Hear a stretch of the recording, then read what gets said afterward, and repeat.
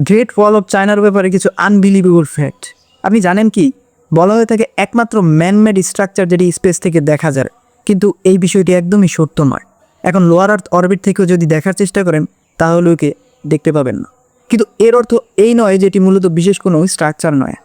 এই ওয়াল 2500 সালের পুরনো, যা চাইনিজ এম্পায়ার বানিয়েছিলেন নিজেদের ল্যান্ড ইনভেডার থেকে প্রোটেক্ট করার জন্য। কিন্তু একটি ওয়াল বানানো আসলে বলা যায় ফ্লপ আইডি, কারণ বহুবার এই ওয়ালকে ভাঙা করা হয়েছে আক্রমণকারীদের দ্বারা।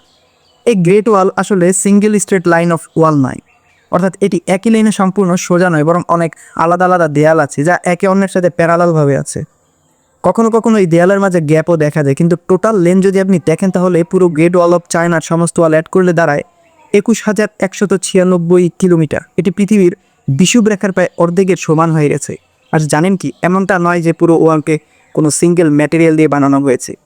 কোথাও কোথাও ইটের ব্যবহার করা হয়েছে, কোথাও গ্রানাইট, কোথাও মার্বেল ব্লকস, তো কোথাও লাকড়ির ব্যবহার করা হয়েছে। ইনফ্যাক্ট কিছু জায়গায় মর্টার স্টিকি রাইস অর্থাৎ সেদ্ধ ভাতেরও ব্যবহার করা হয়েছে। ভিডিওটি ভালো লাগলে লাইক এবং কমেন্ট করে আপনাদের রিঅ্যাকশন কিন্তু জানাবেন। অসংখ্য ধন্যবাদ সবাইকে।